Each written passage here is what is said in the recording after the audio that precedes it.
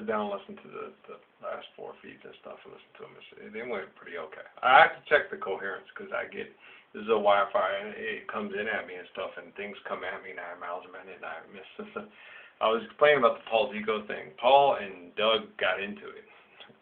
They were going to have this battle on YouTube where they have a thing through the computer where you can look it up and have a battle like they have the rap battles that my boy Al Z does. You know, they have rap battles and they throw at each other and then they come back and have a rap battle. Well, Doug wanted to have this Paul wanted to have with Doug because he thought he was full of shit because he says, you claim to be able to see this shit and stuff like that. If you can show me this stuff and explain to me some stuff, I'll believe in this God stuff you're talking about. I have some health issues that I have, and blah, blah, blah, blah, blah. And he'd also made some videos earlier about how they're watching you turn off your computer. There's people that run these things, and a lot of these things are run through the Army forts and through things and stuff like that, right? So this guy from Sierra Vista gets on. At the time, it was really cool because I had a really Jesus vibe going on. I had long hair, tied in a ponytail. I got a Bob Marley T-shirt on. And I come after him, I go, hey, man, Doug's not going to talk to you, but I'll do it, Paul. All right, I left him these reply videos. Like, I'll take your ass on. I'm crazier than he is. You tell him he's crazy. I claim to be the damn Messiah. I claim to be the one that's like Jesus, okay, the one that fulfills the book of Revelation. I must be the craziest motherfucker that ever walked the face of the planet. You should be able to want to tear me apart. Doug doesn't talk to you. And then I told him what I thought the physical things were. I'm going to analyze you, but here's what I think what the physical things are. So he's like, fuck, this is an actor that acts and talks and looks like Jesus. He saw the stuff because they were watching me through my computer, so he sees what my health problems are and all this stuff and everything like that. I don't believe in God. I just believe that the government is fucking evil trying to fuck with me because I'm an atheist that's smart. And this guy is fucking from that guy who I made fun of that I talk shit about that's this evil guy that's this one Ron, I don't know what his name was. But this guy who runs the surveillance stuff and heads of that and the computer surveillance equipment, stuff like that, that Ralph is fed information from him and uses it, and he's a great actor, and he's just, fuck it, I'm not going to talk to this guy, scary. He's from Fort Huachuca in Sierra Vista, Arizona, which is head of Army Intelligence, and it's the head of all things evil, and this guy is the most evil, fucking scary thing in the world, because it's not that, he's just an actor who can tell you all this stuff. They give him the information, and then he acts out really well. And then he can tell you all this shit about yourself and tell you all this shit about the world and all this stuff. And he's actually given this information. I'm not. I have other people that observe me and stuff like that. It's all done through telekinesis, as we would say it. I pick up stuff. A lot of people, oh, you're doing this and that. It's garbage in and garbage out. People are always trying to give you information, misinformation, and information, misinformation. It's always that. Always fucking with you. It's really hard, especially with famous people. Well, because famous people get a lot of telekinesis. Oh, yeah, praying to the patron saint. Oh, please let me get married to Jennifer Lopez. I think she's the most beautiful woman in the world, and I think I'd make her a wonderful husband. That's what it's like. And then you get people like that. A lot of people see me as the Messiah, and they see her as she's a strong similitude of it. Yeah, she's related to the line of Mary Magdalene, also of Cleopatra. Really cool. Yeah, they're not really. Egypt, Israel, royal family. Okay, let me explain something to you guys here real quick, okay? Okay, we'll go over this real fast. All right. Moses' daddy is a similitude of the spirit of Solomon. So at one time, there were David and Solomon, or dad's David and Solomon is the son, and at this point it's Solomon is the dad and David's the son. It can work that way. It can go through different things. It's how it is if people kill somebody, and one time he's your dad, then he's your cousin, he's this, that, because you're thrown off because of natural deaths, because people kill people, so it throws off the whole molecular structure. Okay, but it can get through cosine similitudes through either thing. So a father can be a son, and a son can be a father through molecular structures and different forms of breeding in the way that it works through the thing. It's really cool. Yeah, I've had it explained to me. It's really cool stuff. So me and my son have a like father-son type relationship, and sometimes he's like the father, and sometimes I'm like the son. And it's really cool. So, but there's this guy in the royal family.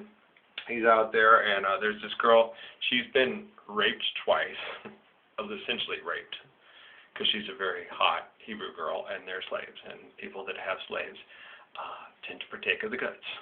slave row. It's like, yeah, it happens. No, it didn't happen back then. Shut the fuck. You don't hold people for 500 years have hot girls there and think, hey, I'm going to give you some of that. Well, she's a slave. Fucking come on. God, stop being such a bunch of infantile morons. Okay, one time there's this guy, a really hot guy from the royal family, and he sees this girl and he asks and inquires about her, and then they have a relationship like Captain Marley and Mama Booker. And then it's a loving relationship, and they produce this amazing young man for this. They were meant to get together, and they produced this guy named Moses. She's married to her cousin because he defends her honor, because he might be a redneck. If he, it happens. Joseph marries his cousin in order to defend his cousin's honor when she's pregnant with a young boy. Okay, it's happened many times in history, especially through Hebrew history. We defend our sisters, cousins, and whatever's honor. We might be a redneck. If you've ever taken a can of paint to a water tower to defend your sister's honor, you might be a redneck. We're like that. All right, we're cool. So they do the right thing, and so. In the royal family, they have these talks that their Messiah is coming. Everybody's talked about it. They pick it up and dream it. We have to go kill him. It's of a firstborn of this, that. And the father runs and tells Hamish, who's already a housemaiden, so they can be together at his house. Put my boy in a basket, send it down to my sister's house. It will go down to there. One of her housemaidens will pick up the baby, bring it in. My sister will raise him as a son. And you are a housemaid here at the house, so we'll all get to be together as a family. It'll be really cool. That's the story of Moses. That's the way it works. Okay, do you understand? Okay, so they're related. So Moses is related to the Egyptian royal family. So the similitude of Mary Magdalene is related to the Egyptian royal family. So she has a strong genetic and synapses similitude to Cleopatra and Mary Magdalene. If you see the old busts, ancient busts and things, and a lot of things in the way they describe and understand Cleopatra, she is a lot like Jennifer Lopez is a lot like her. Okay, she looks a lot like her. She's a very strong and capable and amazing woman in many ways. Yeah, she really is. People, oh, she wasn't that. Yeah, she was pretty. She's very pretty. Cleopatra was a special woman. Do you understand? Mary Magdalene was a very special woman. That's one of the things that they take out the Gospels, because they take out the importance of women in the Gospels. She's one of the most important parts of the whole New Testament. Mary Magdalene. She's special. Okay? You guys get it? Okay? Now leave me alone about that crap. That's why a lot of people in certain points in church and stuff like that are like, well, hey, maybe they'll hook up.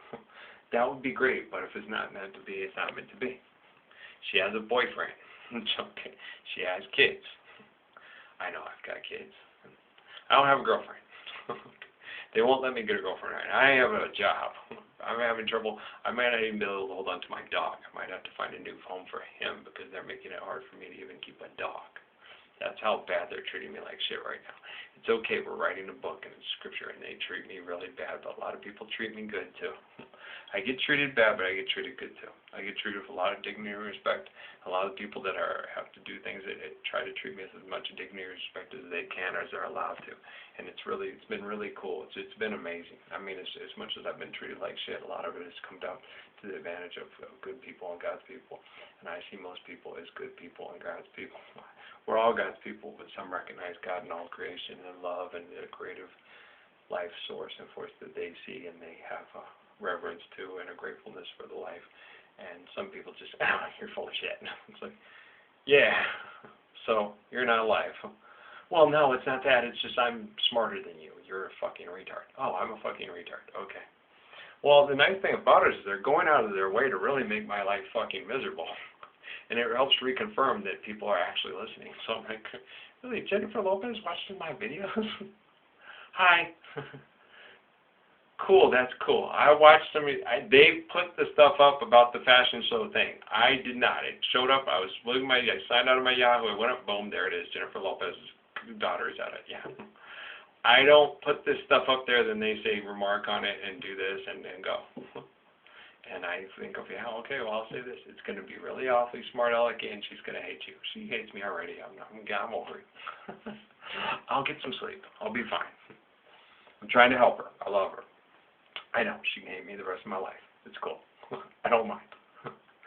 I'll do anything I can to help save the world from ourselves and our stupidity. Even if it means taking one of the most beautiful women in the world and make her hate us sight of my face and hate the ground I walk on. I don't mind.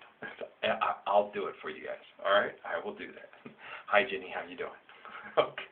Nice to see you. You are a very beautiful woman, and I think you're very cool in a lot of ways. And I'm sorry I have to do and say things that really hurt your feelings. How's that? So, that make you feel better? Make you like me a little bit more?